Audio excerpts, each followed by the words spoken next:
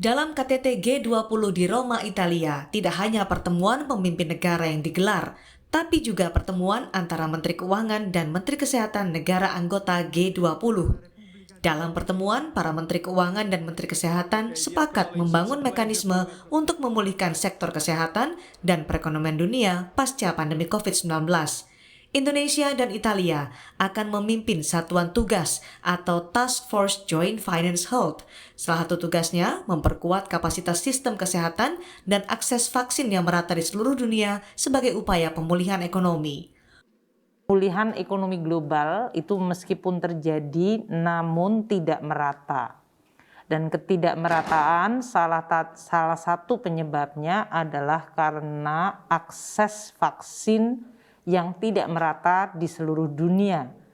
Ada negara-negara yang sampai hari ini bahkan jumlah vaksinasinya dari penduduknya kurang dari 3%. Deklarasi agar 70% penduduk dunia paling tidak pada pertengahan 2022 harus sudah divaksin atau 40% pada akhir tahun ini. Dan ini berarti membutuhkan dukungan terutama negara-negara miskin yang sekarang ini jumlah vaksinasinya masih sangat rendah.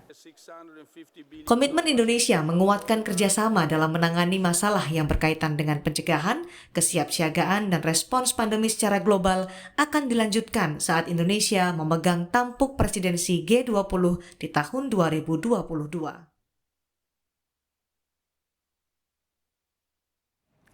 Mari kita bahas soal G20 ini, Saudara. Presidensi atau posisi keketuaan G20 akan mulai dijabat Indonesia pada 1 Desember 2021, selama 1 tahun periodenya. Ada fokus utama dalam 1 tahun ke depan, yakni mendorong upaya bersama untuk pemulihan ekonomi dunia dengan tema besarnya Recover Together, Recover Stronger. Garis besarnya adalah soal bagaimana bangkit dari pandemi. Dan pemulihan ekonomi ini akan disertai dengan komitmen ramah lingkungan dan berkelanjutan. Sebagai pemimpin G20 juga Indonesia akan menjadi tuan rumah dalam konferensi tingkat tinggi ke-20 negara ini pada 30 hingga 31 Oktober 2022 di Bali. Bahkan tadi saat saya ke Istana Kepresidenan baru juga digelar rapat seputar PPKM sudah disiapkan sejak sekarang, termasuk soal bagaimana protokol kesehatan dan ditekan angka pandemi agar penyelenggaraan KTT 20 tahun depan bisa berjalan dengan baik. Nah, bicara soal hasil KTT G20 di Roma, Italia ini, Saudara, menghasilkan kesepakatan untuk membangun mekanisme pencegahan pandemi. Karena COVID-19 ini terbukti menjadi ancaman nyata bagi perekonomian dunia.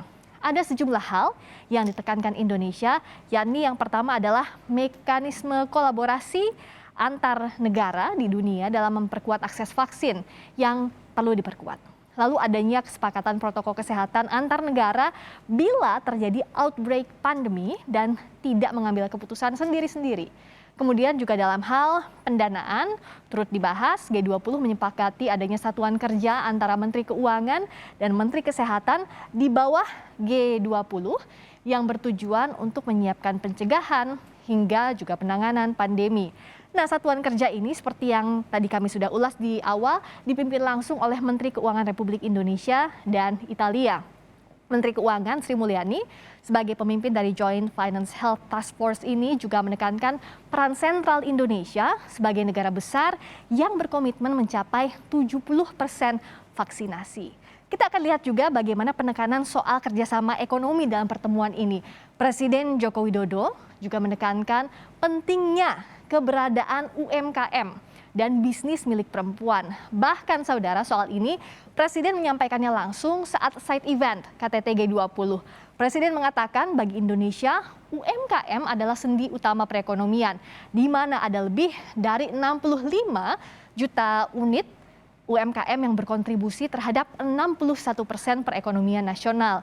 Dan sebagian besar pelaku UMKM adalah perempuan, yakni sebanyak 64%. Nah, untuk itu Presiden menyampaikan bahwa G20 ini harus terus mendorong penguatan peran UMKM dan perempuan melalui sejumlah aksi nyata. Salah satunya meningkatkan inklusi keuangan UMKM dan perempuan. Presiden juga, Saudara, menjabarkan indeks keuangan inklusif Indonesia telah mencapai 81% dan ditargetkan mencapai 90% pada 2024 mendatang. Itu tadi, Saudara, sejumlah hal yang menjadi kesepakatan dan dibahas dalam KTT G20 di Roma, Italia. Selanjutnya sejumlah agenda padat juga sudah menunggu Presiden di Glasgow, mulai pertemuan bisnis hingga menyampaikan pernyataan resmi dalam KTT Perubahan Iklim atau COP26.